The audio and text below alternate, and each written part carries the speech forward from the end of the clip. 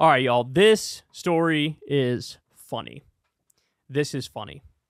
So we all know Trump has his hardcore base that loves him no matter what he says, no matter what he does. There are some polls that indicate it is very cultish. You know, what was the poll? It showed like a majority of Trump people are like, I trust him over my mom, over my dad, over my son, over my daughter, over my best friend, over my mentor, over a religious leader, like everybody. They're just like, yeah, this is the guy.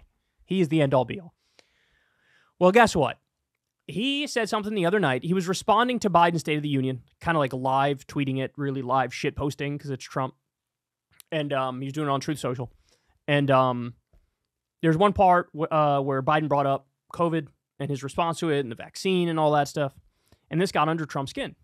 And Trump was like, hey, screw this guy. I'm responsible for bringing about the vaccine. I moved heaven and earth to bring us the vaccine. Okay? So he basically comes out and says that, right?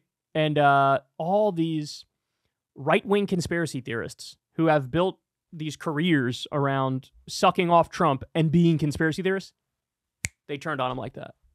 Now, look, we're going to go through it here, but keep in mind, if you think this is going to last and these people are still going to be criticizing him, I got a bridge to sell you. Because we've seen this before. Every now and then it'll piss them off a little bit. They'll say one thing and act like they're huffing and puffing and, you know, I'm done with this. And then within 3 months, they're back to coddling his ball sack in front of the world, right? I think that'll happen here too, but it's just amazing the issue that they choose to have an issue with Trump on. Astonishing. All right, so first, Trump said this, quote, the pandemic no longer controls our lives. The vaccines that saved us from COVID are now being used to help beat cancer, turning setback into comeback. That was a quote from Biden during his State of the Union. So Trump tweets that and says, you're welcome, Joe. 9-month approval versus 12 years that it would have taken you. Talking about the COVID vaccine. So bragging about getting that COVID vaccine out there fast, you know, finding a way to do it. Took a lot of money, a lot of energy. Operation Warp Speed, I believe it was called, right? So Naomi Wolf, who's not to be confused with the wonderful Naomi Klein, she says, oh dear, oh dear, oh dear, how dare he take credit for the vaccine? All right, what else we got? Tracy Beans, awesome name. The amount of anger I have over this can't be quantified in words. Oh, you're really, really mad about that vaccine. You're so mad about millions and millions of people getting that vaccine and it helping the overwhelming majority of them. I'm so angry. I'm angry at modern medicine. Okay, more. Mark Anthony Hoffman. On this issue alone, Trump could lose this upcoming election. It is the major point of contention of his base. The vaccines are causing more harm than good. They cause cancer, not beat it. What he did by enabling the pharmaceutical companies to impose a bio-fascist tyranny on the world will never be forgotten. I think I have one more for you here. Alex Jones, ready? I love Trump, but this is bullshit. The so-called vaccine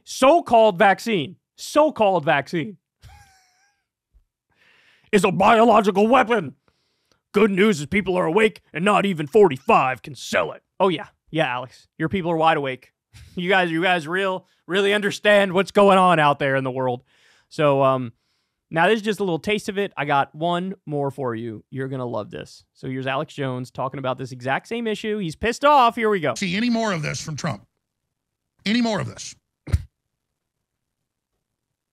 going to have to go on the warpath politically. I just cannot take this. I cannot put my head down on the pillow at night and say that I'm a true person to everybody when I've already held my nose because of the overwhelming good he's doing and all the persecution and put up with stuff like this. It'd be like if your mother created this great Thanksgiving meal and cooked for 2 days to get it ready, and it's this beautiful meal on the table, and your mother comes out and pulls her pants down and shits all over the table.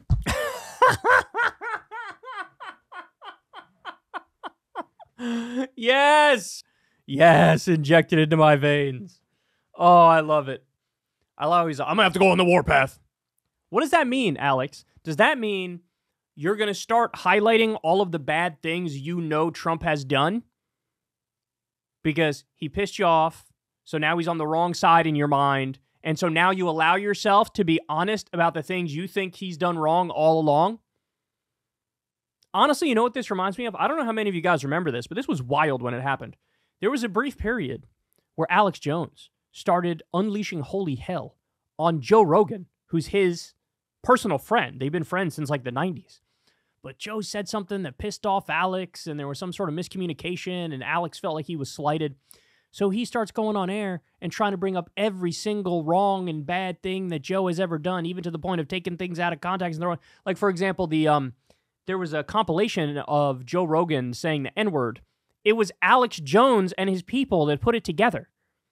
And he ran it to try to be like, Joe's a racist, see? So it was Alex going on the warpath against Joe, who's his friend, because he felt like you crossed the line. And eventually they worked it out, whatever. Joe called him, whatever. The backstory doesn't matter. But he even went on the warpath against his personal friend over some shit. And here he is saying, I'm about to do it for Trump. I would love to see what things are you going to bring up vis-a-vis Trump that you feel like are egregious. Because I'll tell you what, if it's like this first thing that you have an issue over, the vaccine, you're a fucking idiot, and he's the one that's correct.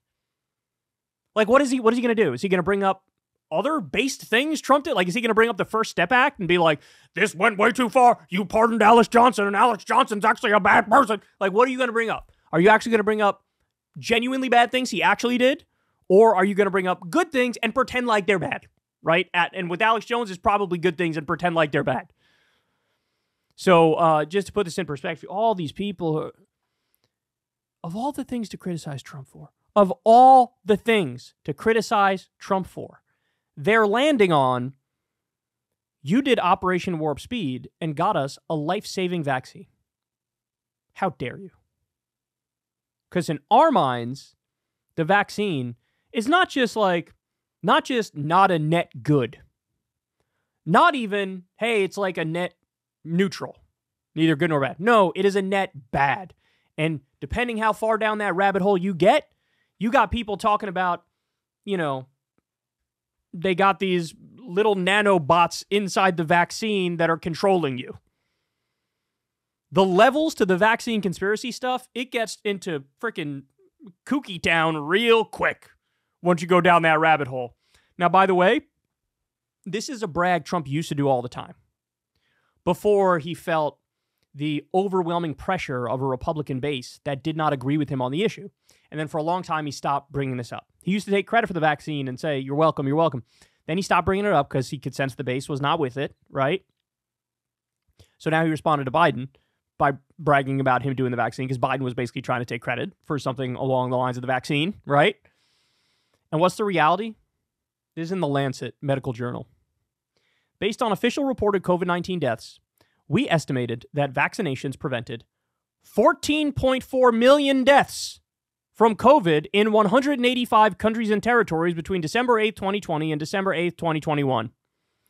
The estimate rose to 19.8 million deaths from COVID-19 averted when we used excess deaths as an estimate of the true extent of the pandemic, representing a global reduction of 63% in total deaths during the first year of COVID-19 vaccination. It goes without saying, this is one of very few things where you can and you should give Trump credit for this. Absolutely.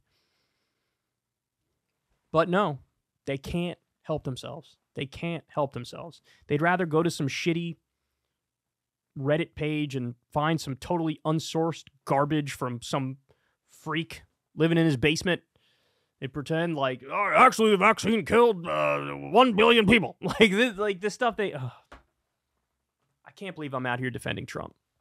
But by the way, I hope Trump keeps saying this because I would love to see Alex Jones on the warpath against Trump. Just out of the sheer curiosity, is he going to bring up legit criticisms or is he going to bring up things that Trump did that were right like this? I'd love to see it.